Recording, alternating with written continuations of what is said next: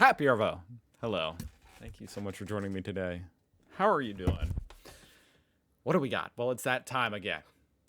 Every once in a while, I've compiled enough random Australian TikToks that are fed to me while I'm on the toilet, typically.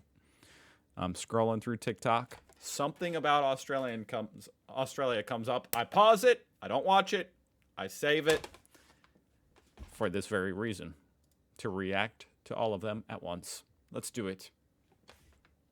Okay, what do we got here? Now this one only has 5,000 likes, but Americans don't use knives when eating. I was a little bit like, what?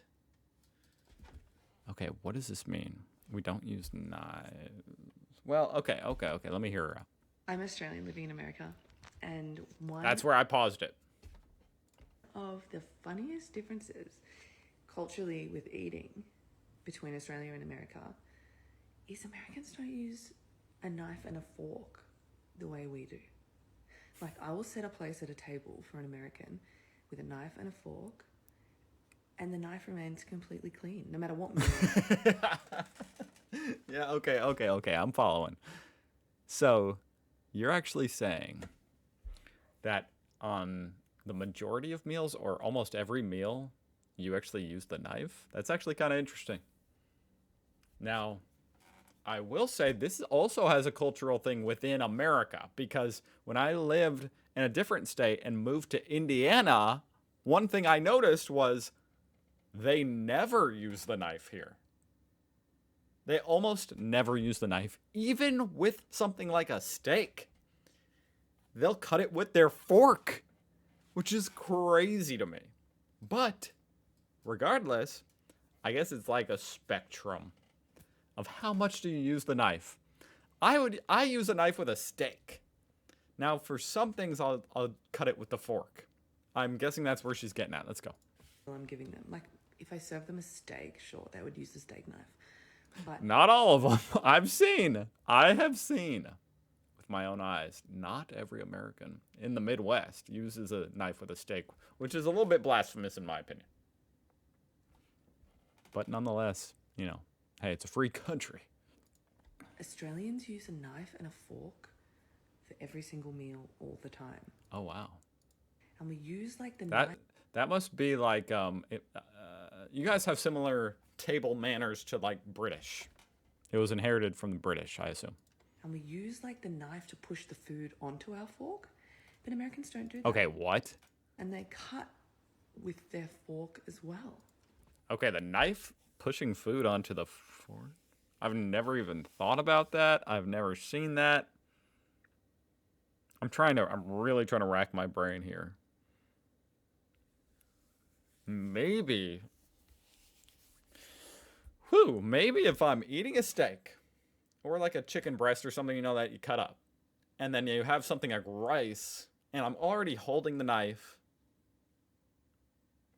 Okay, maybe I've used that to assemble some rice particles onto the fork.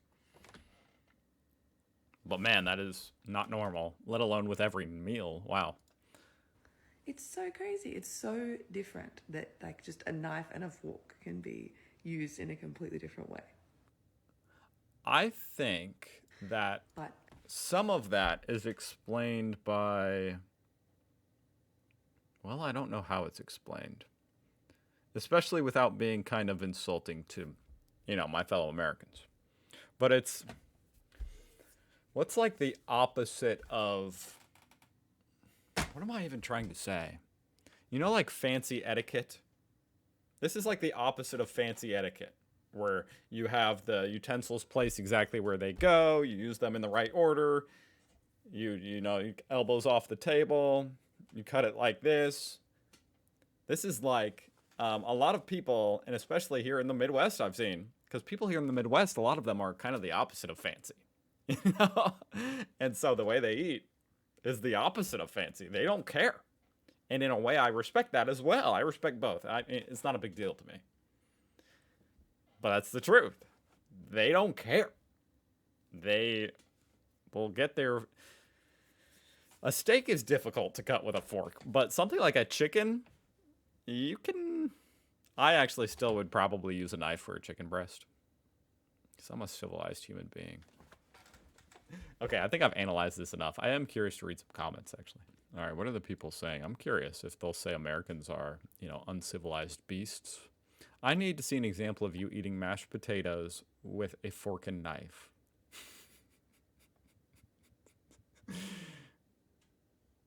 Actually, now I'm curious. Would you use a fork and knife or would you use a spoon for mashed potatoes? Maybe.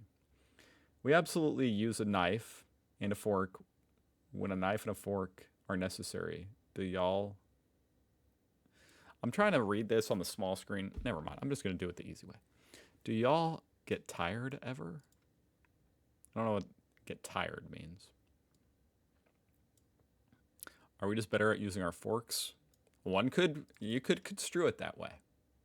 If you really wanted to construe it in a way that was pro-American, you'd say, Americans just know how to use their forks effectively. We love Australians and this one-sided rivalry. American efficiency. Ah, yes, the famous American efficiency. Why was a utensil you don't need to? Okay, you meant to say use, but I'm with you. I'm following you. Our gravity is different in America, so we don't need to push our food onto our forks. There you go. That makes sense. Wow. That was a long analysis for something so silly. Let's move on. By the way, these are all linked down below. Check them out. This one is by Life with KBS. And this one was from Rydosella. Okay, we heart Sydney trains. Oh boy. This looks so vintage, so 90s, this pattern. Hey brother, you're not the only one on the train.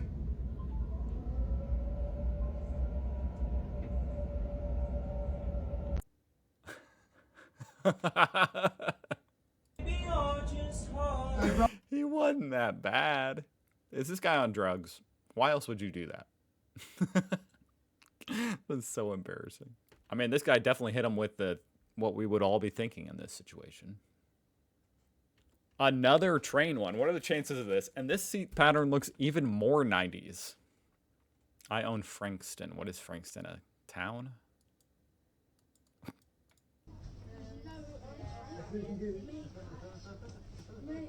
I own Frankston.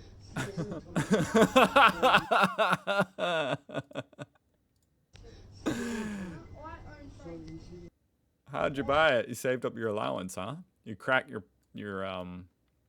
what's it called? Your piggy bank? Frankston. I gotta look it up. Frankston, Victoria. Shout out to Frankston. A suburb in Melbourne, located southeast of Melbourne City Centre. If Wicked was Australian. Oh boy, by Tyler Warwick. You will be. I'm laughing and it's not even like that funny yet.